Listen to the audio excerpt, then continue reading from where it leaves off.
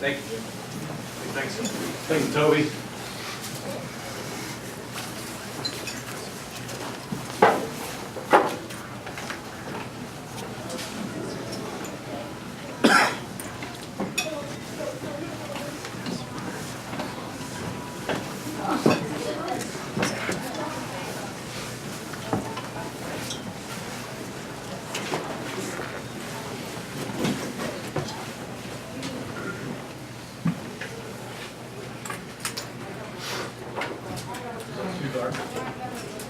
Can everyone see that?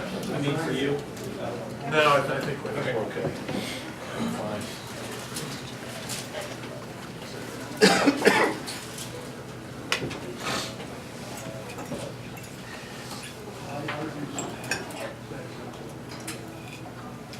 Set this right here. All right, well, good evening, everyone. Yeah, good evening. I should do this. I've shared this with a few of you folks. I'm always thrilled to be able to talk about what we talk about the Mid-Atlantic Reformation Society. One of the things that we try to do is we try to talk about things that have to do with society that the Bible speaks to. Now, you can be pretty sure that if we stick with subjects that the Bible speaks to about society, if it's about society, then probably you're not hearing it at church. Because what you hear at church is pretty much about your personal relationship with Jesus. It's rarely about the society and how a society can obey God. We've said a few times before, we have verses in the Bible like Ethiopia shall stretch out her hands to God. Do me a favor next week and ask your pastor what Ethiopia will look like when she stretches out her hands to God. Please do that sometime. Or, the wicked shall be turned into hell, and all the nations that forget God. Ask your pastor next week what a nation looks like that remembers God, and what a nation looks like that forgets God. What does that look like? Do they just go to church and still pass the same vile, offensive, tyrannical laws, but now it's okay just because they go to church? What does it look like? Well, tonight we're going to look at a topic that I'm really extra excited about, because this is a topic that gets very little play, and yet it's all throughout the scriptures, and it has to do with one of God's great and gracious gifts that He gives to a godly society. And a great and gracious gift in a godly society is people, men of business, called businessmen. Businessmen are a blessing to a society. Of course, we live in a godly society now, and what do we call businessmen? Pretty much a curse, right? Boy, if it wouldn't be for all those guys making all that money, wouldn't we all just be a real happy place around here? I want to start out tonight by talking about a lesson that I learned early on from my own father. My own father worked for a company all of his life. He was old school in the sense that all the time that I knew him, he only worked for one company. It was Graco. Some of you know Graco. They did the baby swing and produced baby products. My father worked for them all his life. He never complained about his job. There were people who made more money than he did, I'm sure. He never, ever complained about his job. In fact, what he communicated to me all his life was that he was thankful and grateful for his job. Here's something that happened at the end of his life, though. My father, when he broke down in his late 80s, mid to late 80s, he didn't break down physically. He walked to work all the time, and he was in good shape physically, but it was his mind that started to go. And what happened was, the owner of the company that he had known all of his life, his name was Bob Cohn, was having like a 75-year birthday party or something like that. And they asked my father to write some sort of a tribute, because my father had been with him for a really long time. And I'll never forget what he wrote, my father. He couldn't put his thoughts together well anymore. And I wish I would have kept the paper that he wrote. But it was disjointed words that he put down on paper, and I recognized he could still make his letters real nicely. I recognized my father was kind of square letters. He was a draftsman, so he knew how to print nicely. And he squared off all his letters real nice. And this paper, it said things like thank you and grateful and supported my family and glad to work, this kind of a thing.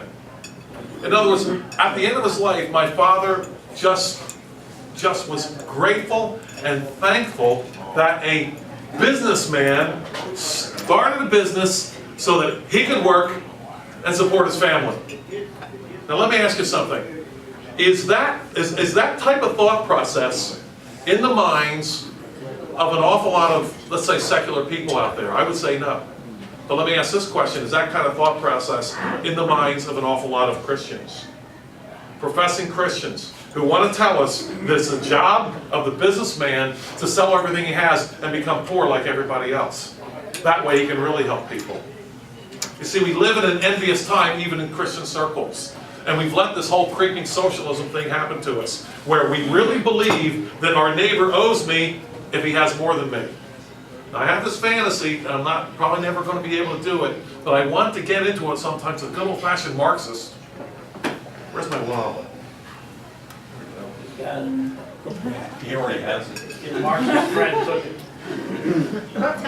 And he's going to be defending, the social justice, Marxism, communism, socialism, and I'm going to say, all right, good, let's talk right now. How much money you got in your wallet? And I'm going to show mine. I got nothing. How much money you got? Hey, start practicing what you preach right now. You have it. I don't. Give me your money or shut up about Marxism forever. It's this fantasy that I have. You know what? The fantasies that you want, you never get. But I'm just hoping to get that discussion with that crazy Marxist person. Hopefully it'll be the Christian Marxist, so there's enough of that. When I was young, to this day, I gotta admit that I love fairy tales. I love Grimm's fairy tales. I love Hans Christian Andersen's fairy tales. The Legend of Sleepy Hollow is coming out again. And every time, it's funny. The secularists, the Hollywood people, are really goofing up this Noah thing already. Have you read about it? They are really goofing this thing up. It's horrible. Noah thinks the world is up. Did you know this in the movie? He thinks the world's overpopulated, and he contemplates murdering his granddaughter because there's too many people. This is what Hollywood's doing with Noah, and there's other goofy stuff going on in there. It's just a complete mess. They simply ruin everything, and what they're doing nowadays, of course, is ruining the good fairy tales. They've ruined the Legends of Sleepy Hollow. They've recently ruined Treasure Island, and one of the things that I get offended at is the fact that we have these stories, we have these fables, if you will, we have these, yes, fairy tales, because they tell us something about life. That's why they survive. One of the ones that I could never figure out as a kid, it just always left me shaking my head, was the one about the goose that laid the golden egg. You remember that one? Remember what happened? How many of you do not know that story? Nobody's going to admit it. Goose that laid the golden egg. Okay, I want to tell you about that one. I get it now. And the goose that laid the golden egg, these people have this goose. We'll make it real short here. They had the goose, and every day it laid a golden egg, and it made them wealthy. And everything was good for a while. And then you know what happened? These covetous geniuses decided that the goose was holding out on him. He had all the eggs, and he only gives them one at a time. Something's got to be done. Where's the justice? Really? The goose has the golden eggs. He only gives them one a day. We need some social justice around here. And so, of course, they go and they kill the goose because they're going to go inside the goose and get all the golden eggs all at one time, be really wealthy. And of course, they kill the goose and never get a golden egg again. Businessmen, honest businessmen, are the geese that continually lay the golden eggs. And my father recognized that. He knew that if this man didn't take a chance, take all kinds of risks to start that business, that he would not have been able to support his family like he did.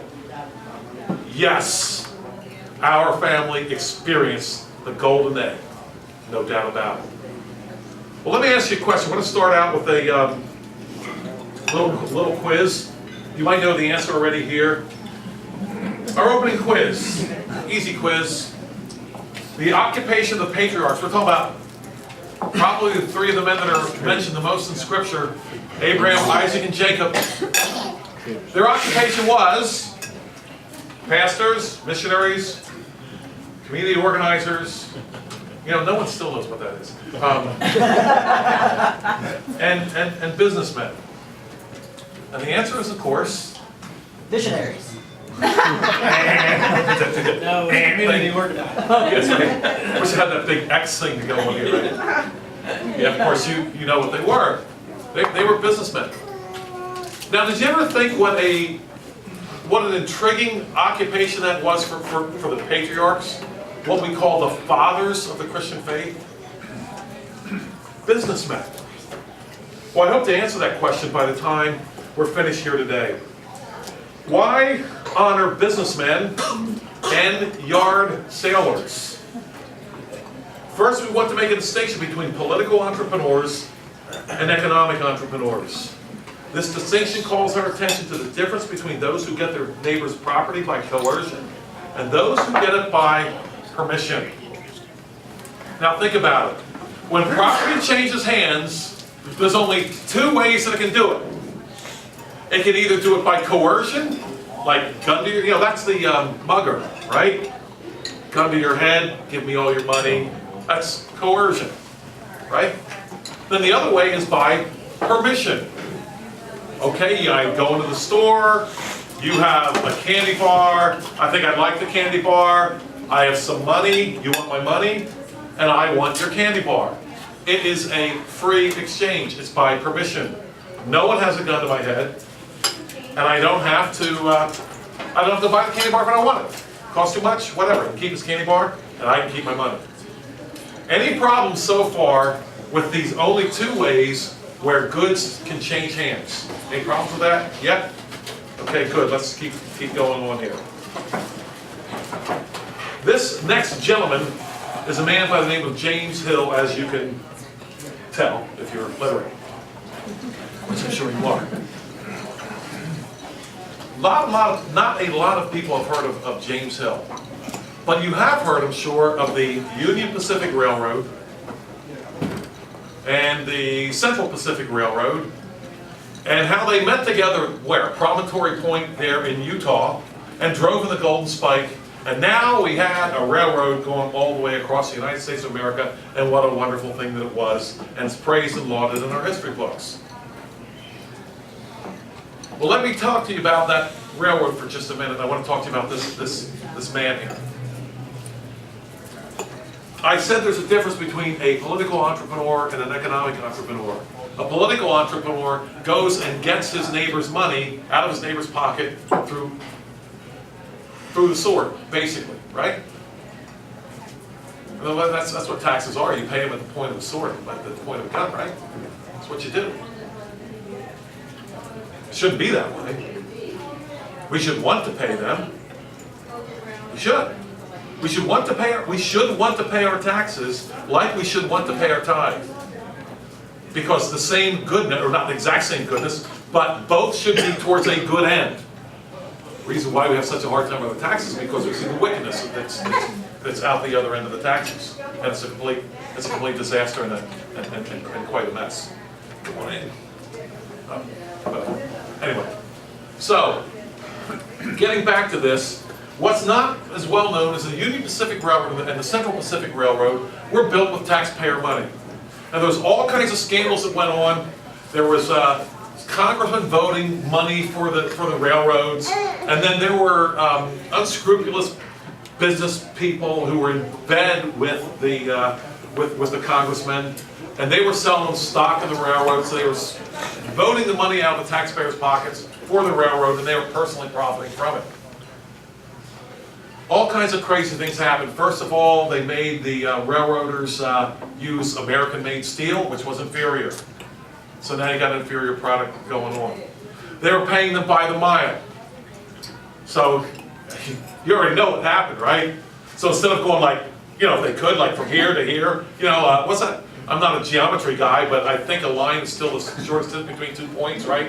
They were doing this kind of stuff, right? Why go like this when you get like more money going like this? And so they were doing that kind of nonsense. And one of the problems that they had, you don't even have to be a railroad engineer to figure out that if you make a turn that's just too sharp, a train can't get it done. It's going to come off the tracks, and that kind of thing happened later on. Not only that, but they didn't plan well. I mean, why plan? Why plan when you get all the money you need just by voting it out of your neighbor's pocket? Why plan? So they ran out of, they did crazy things like they ran out of wood. And then they had to send guys out to go cut trees. But they ran out of trees. And so they started going on private property and private lands and cutting down farmers' trees. And farmers are getting out there with their guns trying to defend their trees from these political entrepreneurs. That kind of thing happened in the building of the railroad. Not only that, but they just ran roughshod over the territory, if you will, of the Indians.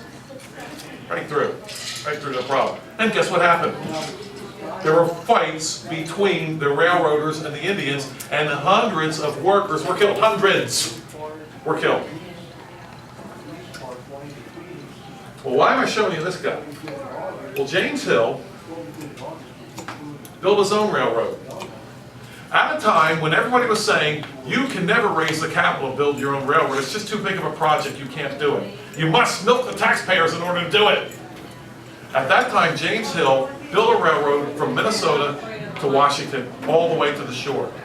At the same time, we don't hear about this railroad. It was the Great, ultimately was renamed the Great Northern Pacific. He did it on his own money and the money of his investors. He did it up in the north area, where it was a lot harder. He had a lot more problems with things like frost heave. A lot harder time with that. If you know about construction, frost heave and frost and cold is always a problem when it comes to construction. Always. And not only that, but he had to go into Canada in some place just to make it easier for him to run his railroad, and the Canadians said no. So in other words, it's like he's, you know, when they built the Central Pacific and the Union Pacific, they can go anywhere they wanted. It's a lot easier. But when you're building one up across the northern border and you can't go to Canada, it's like a football player running out of space, you know, running down the sidelines. It just makes it a lot tougher. So he had that difficulty to work with as well. He didn't have the option to raise money from his neighbors. He had to actually sell the product to get people to ride his train. He did. He was successful. He built his train. He built up the farmers in the area because he built branches out. See, when they built the railroad across the country, they didn't build out branches. You ever think about that? What good's a railroad that just goes past everything? What James Hill did was he built branches out so that the farmers could sell the produce and move it. He opened up trade to the Far East because he was able to get a lot of goods to the Western Shore, and then Far Eastern companies would pay for his goods. He did an awful lot of good, and there's one thing that I didn't tell you yet that's a huge difference between the two. Just guess. Okay, you already know the answer because I'm bringing it up. But one of these railroads went completely bankrupt, and one of them didn't. One of them stayed open during all the tough times. Can you guess which one went bankrupt? Now think about that. After all that money they raised on the back of the taxpayers, they still went bankrupt. James Hill, not a dime of government money, not a dime. Never went bankrupt. Now he went through difficult times, and when the Union Pacific, Central Pacific went bankrupt, it was difficult for him and his railroad. But you know what he did to stay in business? This novel idea. I bet you've never thought of this, or maybe you have. He lowered prices. He lowered prices, and people kept on using his services. And in that case, he just went on and kept making money and stayed open. Now, why am I talking about James Hill and yard sales and all that kind of stuff? For one reason. We are hammered again and again, and I see it all the time, even from Christian circles. hey, we need the state to even things out. Well, you know what? That's the idea of the state evening things out right there. That's how they do it. And it's not too even. Businessmen, they conserve resources.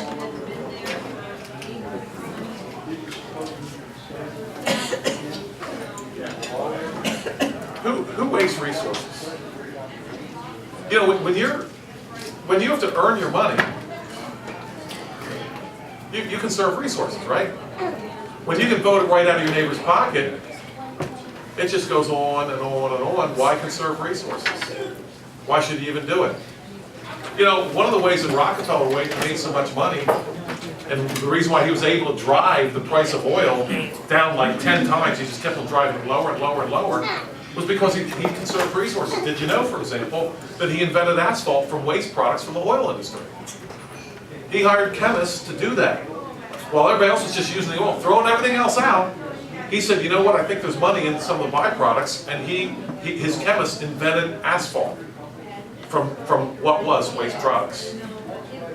Businessmen conserve resources because they have to in order to stay in business. Think about it.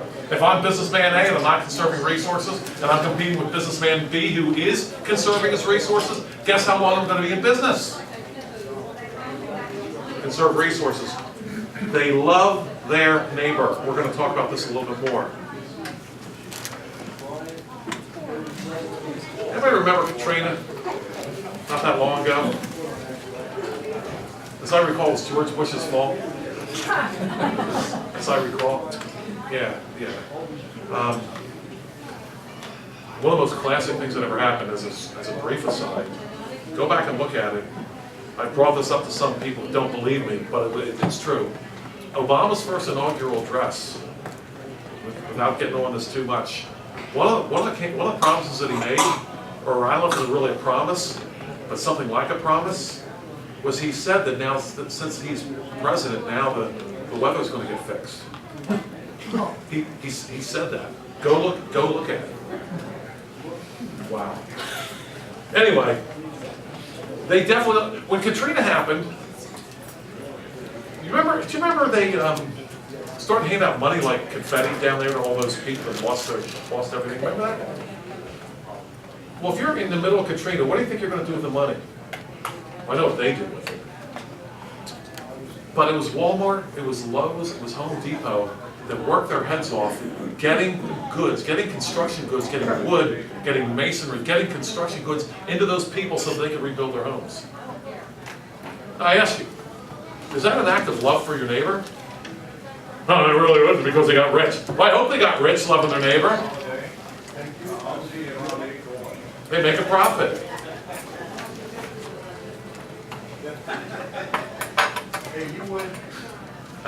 This is the craziest thing. Do we really have to defend making a profit now? How many of you get up and go to work and you just want to make enough money to pay for your gas? Get there. No, you go to work, you work 8 hours to make a profit. Businessmen don't sometimes make bigger profits. Sometimes they make no profits at all for 3 to 5 or 7 years. And it's hard work. And they don't know if it's going to work or not. Hopefully, the good businessmen will make a profit. They support good causes. I got a kick out of this one. We do this, in Reading. What is that downtown place called? It's all artsy-fartsy. We had a reception at Goggleworks, yeah. That's the new thing, right? Art. You're not really a whole person unless you can talk about the arts. What kind of arts do you think you're going to have if you don't have businessmen? Who is it that gets these things started? Someone pointed out recently in a brief book that I was able to read, they made the point that if you don't have business, if everybody's out grubbing under their own little acorn tree for nuts and worms, nobody's going to have any extra money to support the local library or the local symphony orchestra or the local art show. Actually, you can keep your art show. We can probably do without that, but the symphony orchestra is probably pretty good. Actually, good art is good art. nonsense we have now isn't art at all for the most part. They expand production.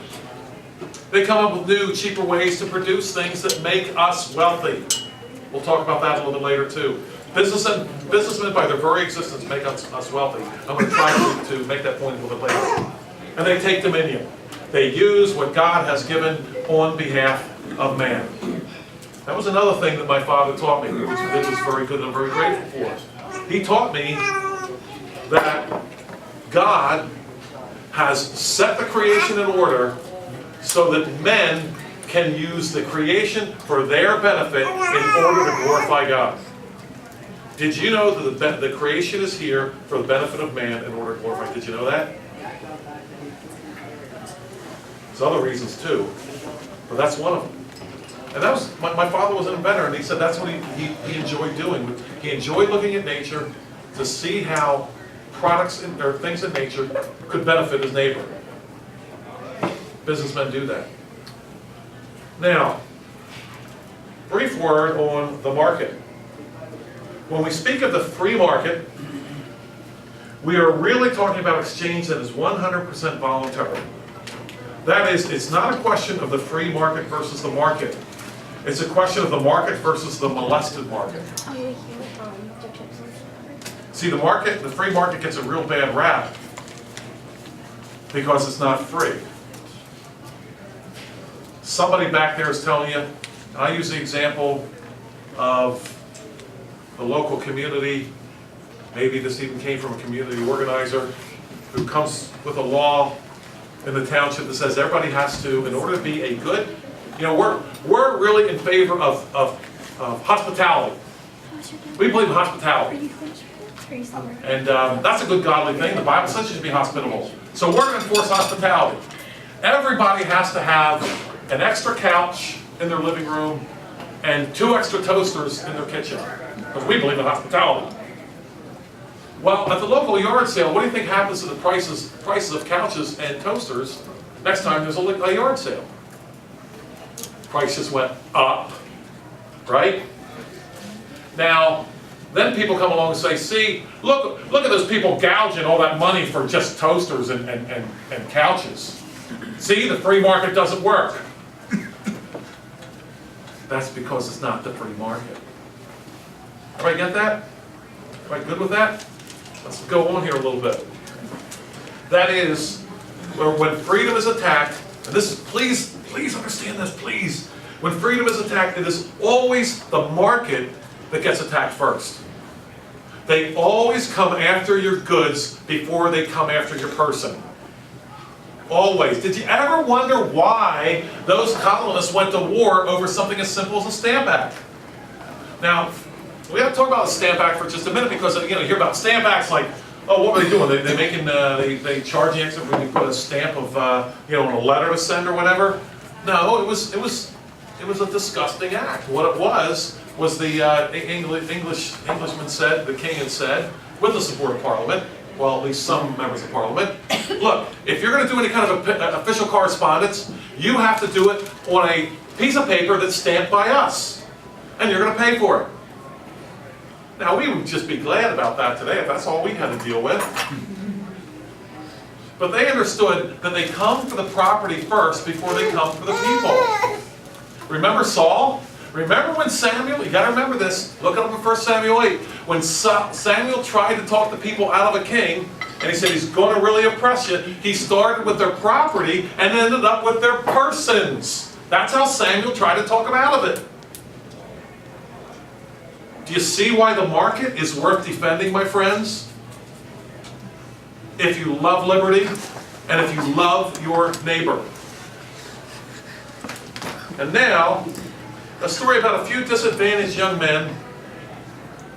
These young men apparently did not have the advantage of being raised in a good family.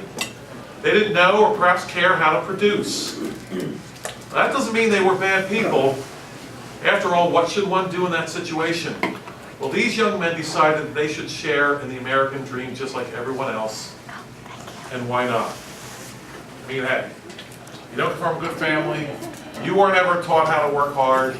That doesn't mean that you shouldn't have just as much wealth as everybody else, right? Well, lots of you know where I'm going, right?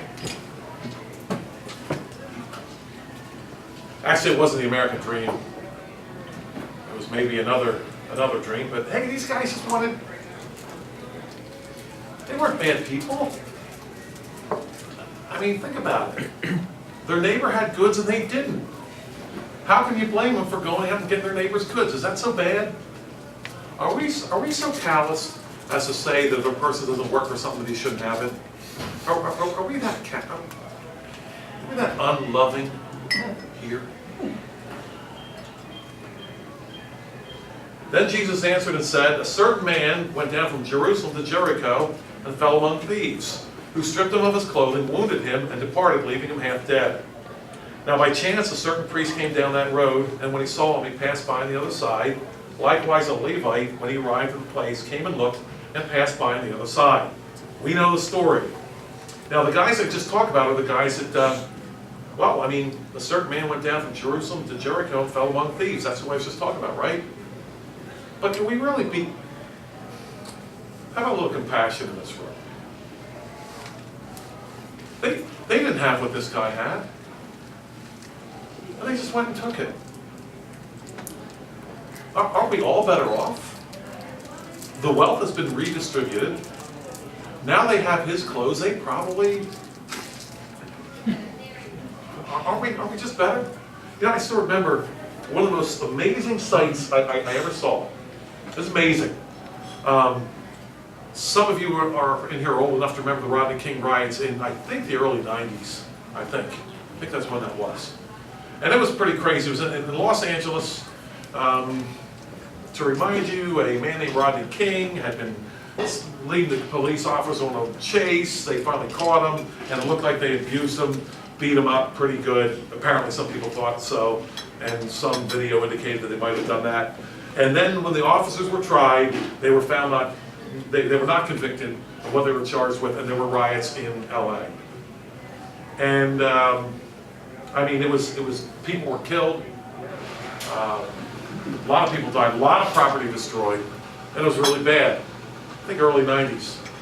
Well, in this modern age of communication and television and so forth, the local TV station, I don't remember which one it was, went down to talk to some of the looters because looting was going on widespread.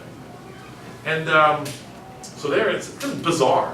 You know, here's a TV camera, and here's people just carrying goods right out of the local JCPenney or whatever it was, right? And this reporterette stops one girl who's carrying out a television and says to her, what are you doing? Hey, I'm just getting what's mine, she said. And the reporter says, well, don't you know that this is wrong? And this young lady responded with the best answer I think I ever heard. Very insightful. And this young lady who's carrying off the TV, just carrying it off, and she says, well, why not? It's all free anyway. You see, she couldn't make a difference between the welfare check and just going in right in and getting it. I once ran for office, and I was joking about making a key point of my platform that we can cut out the middleman. We can make our welfare system an awful lot more efficient. We really can. Why are we taxing the business guy and make him send to Washington, and then they get their money and it goes from person to person, everybody gets a little cut? Enough. 2 days a month, we just let the people come in and steal whatever they want. Why not? Cut out the middleman. Just come into the store, get what you want, rather than taxing the daylights out of the business owner. You do the 15th and 30th of every single month, they get what they want, and we can cut out all the bureaucracy in Washington. What's the difference? The lady was right. So, our people that we call thieves attacked this man and took his goods, and thus began on their redistribution process. Keep in mind that we have the theologians pretty well represented here, don't we? Don't we? Got the priest and the Levite going on. That's not doing this guy too much good. I wonder who's going to do him some good. Well, let's see. But a certain Samaritan, as he journeyed, came where he was, and when he saw him, he had compassion. So he went to him and bandaged his wounds, pouring on oil and wine, and he set him on his own animal and brought him to an inn and took care of him. Well, the next day when he departed, he took out 2 denarii, gave them to the innkeeper, and said to him, take care of him, and whatever more you spend, when I come again, I will repay you. Now, I really can't say for absolute certain, but this Samaritan looks to me, well, we know he wasn't a theologian. You know what he looks like to me? I'm afraid he looks like a businessman. Oil and wine were not cheap. Not everybody just had those kinds of things, especially enough. This guy had been beaten pretty good. He wasn't, it could have been a little dabble, do you? It would have had to have been a pretty decent amount of oil and wine that he had to minister to this guy. And then he takes him to an inn and he pays for the inn, and he has enough to pay him to stay until he's well. This sure looks like a businessman to me, the Samaritan businessman. Now think about that for a minute. Think of it. I know we all love our theologians and our church leaders, and we should. But who was the man that really was able, who was the guy that would be able to help here? It was a businessman that was able to help. Think about that. If we didn't have a businessman, which we all hate, right, since we're good Americans, if we don't have a businessman, that guy's still in the ditch.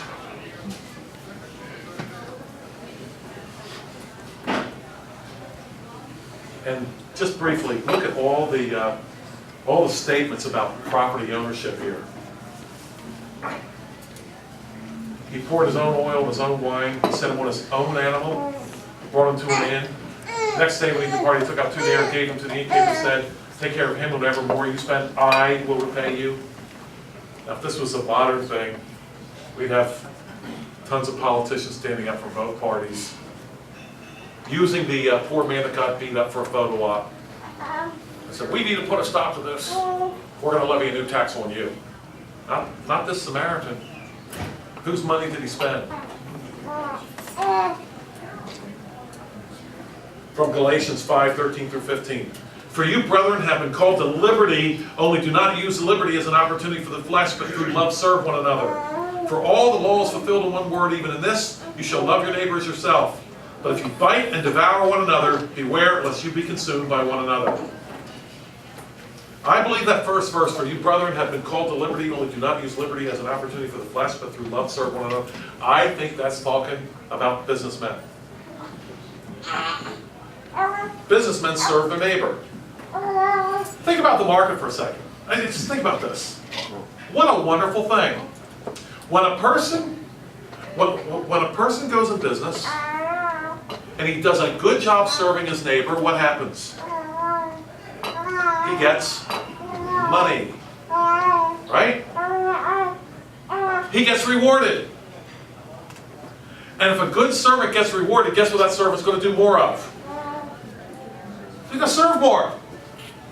What a great system. You really can't beat it. And you can identify the good servants because they're the ones that make more money in a real market, not in a molested market. Always got to remember that one. Through love, serve one another. Businessmen are servants. That's who the best businessmen are. They're the best servants. Well, I'll leave that alone. We'll get back to that in a minute. But if you bite and devour one, beware lest you be consumed by one. Look at this. Look at the application here. First of all, liberty is connected to service. See that?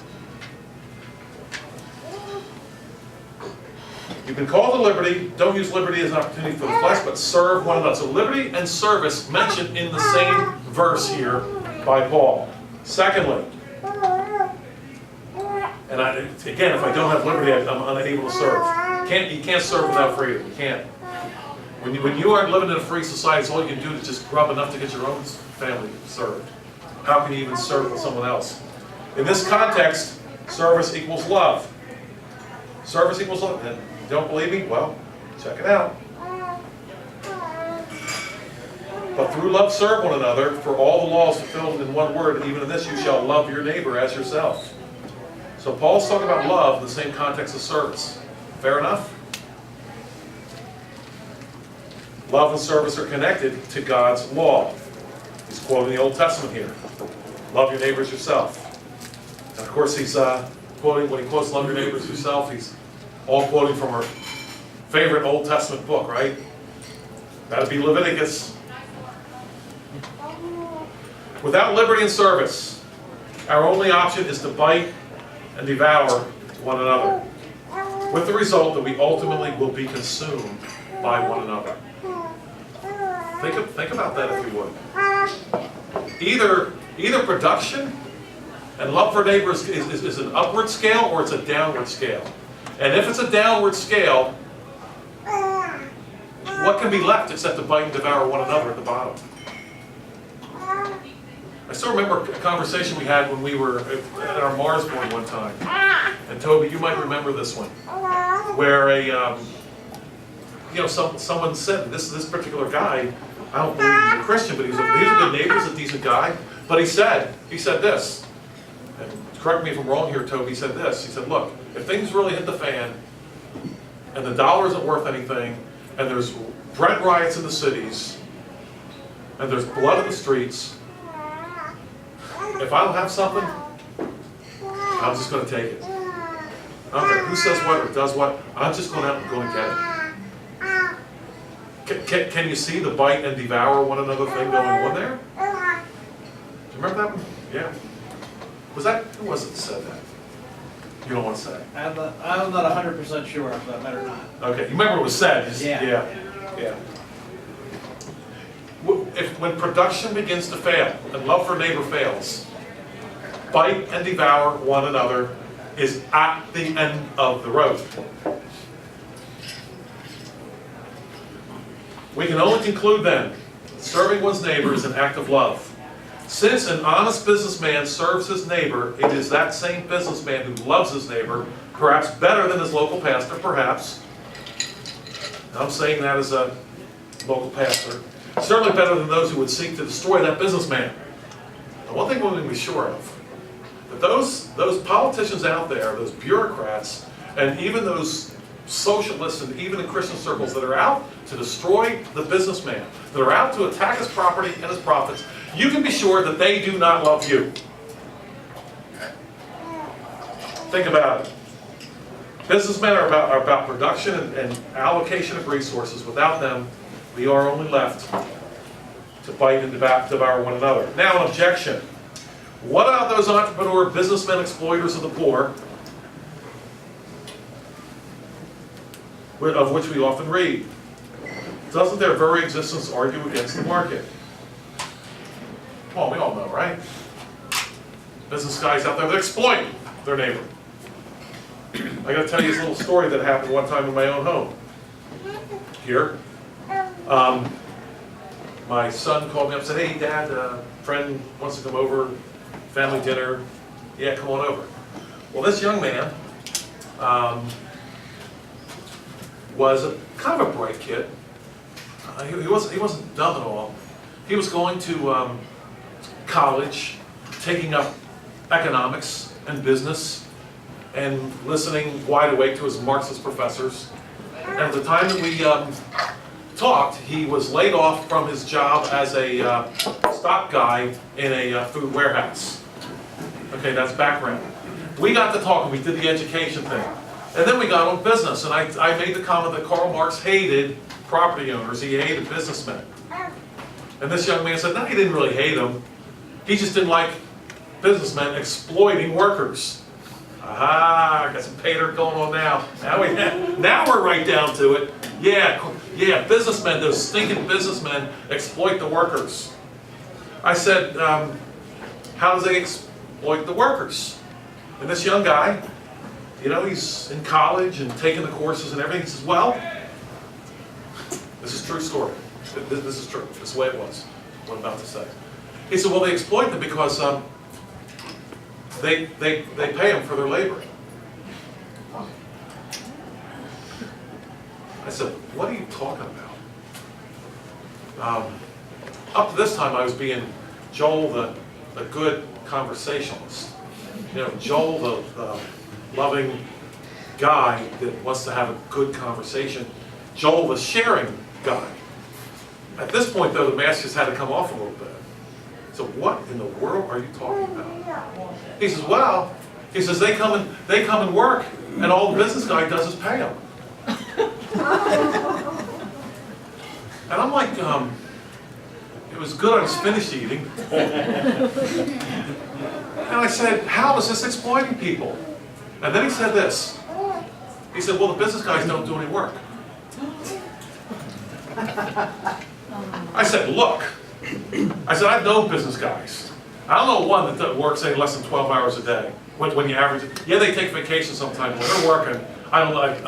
And maybe there's one out there that I don't know. But and there's guys that are part-time business and all that kind of stuff, and I understand that.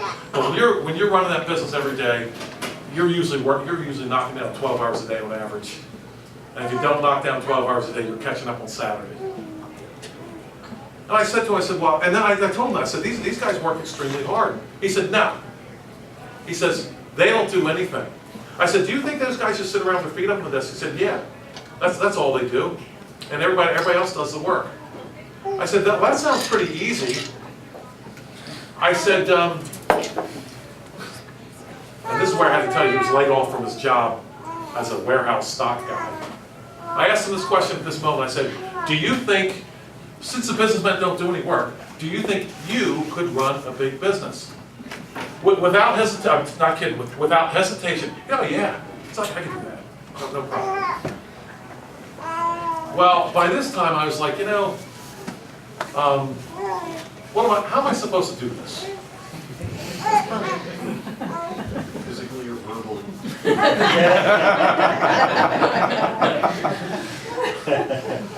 I'm thinking, this guy's paying money, and sadly, I'm paying money to teach him whatever nonsense this poor child is learning. So I just dropped the mask completely. I said his name. I said, you don't have a ghost of a clue what you're talking about, as do your professors. It's businessmen who make this world go around. It's businessmen who develop products. Your professors have never had to sit in a desk and look at a business decision and saying, you know what, if we goof this things up, there's going to be half of our employees that are out of a job, and you can't tell me these business guys don't sit around sometimes, and while they're trying to make a decision, they're looking at the faces of the moms and the dads and the children of their employees. This is what those guys go through. They have to make decisions every day that could sink them. I said, not only that, they have to be able to sort of predict the future. Business guys have to do that kind of stuff, sort of be able to see around the corner, see what's coming down. They have to know things like who's lying to them and who's telling the truth. This is hard stuff. And I said, you don't have any idea what you're talking about. It's such a shame what's going on here. This is pathetic. That young man has not talked to me since, but I'm hoping when he gets to be 40, maybe we can talk. One thing's for sure. I should be getting that salary of those teachers again. That is for sure. All right. That's probably not going to happen. Just another thing, though. I mean, talk about exploiting. One of the things that comes up is the mills in England. The mills where the children had to work so hard, and isn't it terrible the children had to work so hard? I got into it with my brother about this recently. He said, that's terrible they had to do that. And I asked him this question, I said, do you know the difference between what you see as terrible and what they say is opportunity? Do you know the difference?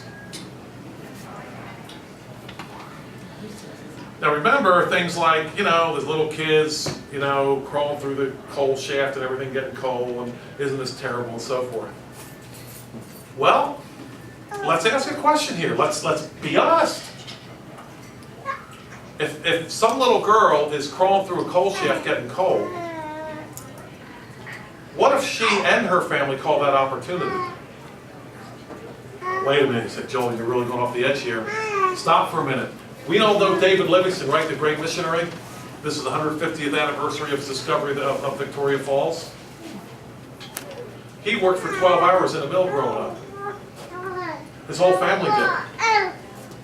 Now, what was better, do you think? Do you think his whole family was so stupid that they'd rather work in a mill rather than work the farm, if the farm was more productive? You see, we call that exploitation, right? 12 hours a day in a mill for a 12-year-old kid is terrible. We call it exploitation. What do you think David Livingston and his family called it? Be honest here. They wouldn't have been doing Not it. starving? Yeah, okay, staying alive? Yeah, how about that? Absolutely, they called it opportunity. You betcha. We've got to get our act together on this kind of stuff, my friends. You know, one of the reasons why we do this is we hate the family. We attack the family, and we decide that there's no father and no mother, they've abandoned their kids, and now they've just sold them off into slavery.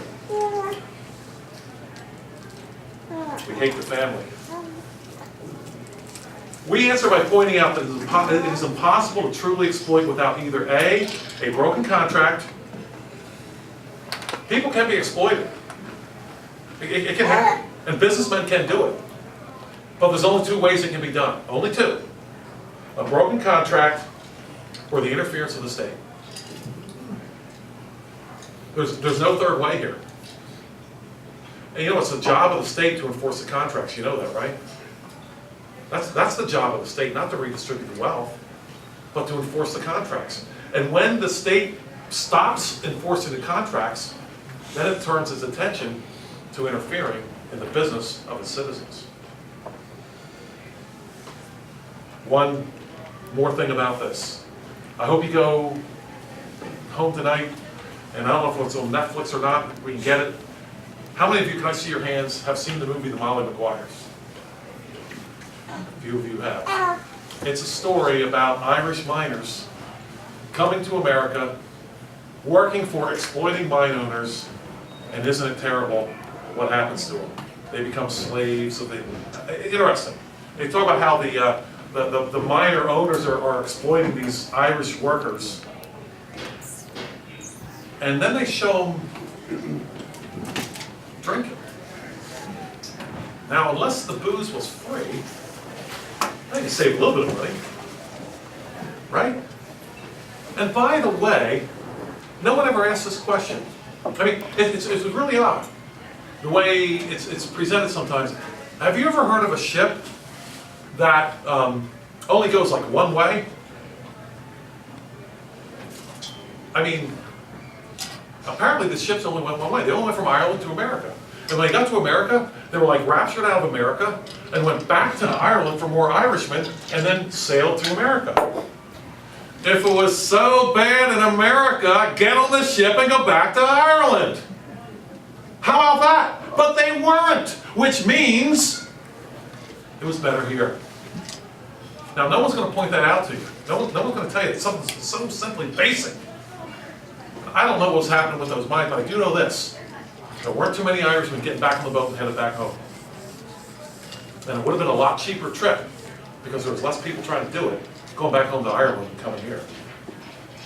If you have questions about this point, this is the point that right here is where a lot of people get hung up, even Christians. But we need to think hard about this. And we need to see the reality of the situation. And knock it off with all this exploiting nonsense. Yes, you can have exploitation two ways. A broken contract, interference by the state. By the way, when those two railroads were built, the Union Pacific and the Central Pacific, yeah, you had all these fights with the Indians. Guess what that James Hill did when he ran into Indians in the North? And he did. He had Indian issues too. You know what he did? He paid them for their land. And he didn't have any fights with the Indians. Imagine that. Finally, for all those who say prophets are evil, Ecclesiastes 2:11, that I looked on all the works that my hands had done and on labor in which I had toiled, and indeed all was vanity and grasping for the wind. There was no profit under the sun. You know what Solomon's saying? He's saying no profit equals vanity and toil and grasping for the wind. Is there a stronger statement that Solomon could make in favor of prophets right here? Christ himself talked about prophets. If it is true that the defining characteristics of poverty is lack of choices, think Robinson Crusoe, then clearly the defining characteristic of wealth is abundance of choices. I want to talk about this just 30 seconds here. You know, business owners make us wealthy just by existing. They do. Even if they don't sell us anything. You know why? They give us choices. Think about Robinson Crusoe for a second. He had all kinds of money. He didn't even take it off the ship. He had coins, but you know what he didn't have? He didn't have choices. Wealth is choices. Poverty is lack of choices. You ever think about that? It's not how much money you have. Those dear people in Louisiana, they could have all the money in the world and no choices. Poverty. Every businessman who ever comes along and offers you a choice is making you wealthy. That being the case, is it not obvious that businessmen, through giving us choices, make us rich? And by the way, isn't that why we go to yard sales? We want choices. And I gotta say here at the end, is that I love yard sales because it's one of the last bastions of an unregulated market that we have. We don't have very much besides a yard sale anymore, we really don't. And from what I understand, even that's about to be regulated. John, weren't you saying someplace? If you do more than 3 a year, you're taxed. You have There you to go. collect sales taxes. Yeah, sales tax for the state. Can't even let the yard sale alone. And isn't every yard sale a business operation?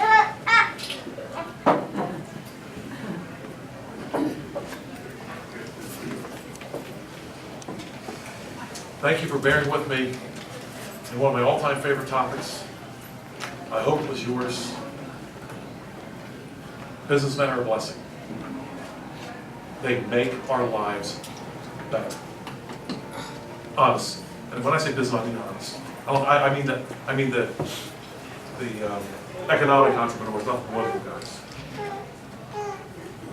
Talking about the whole James Hill thing.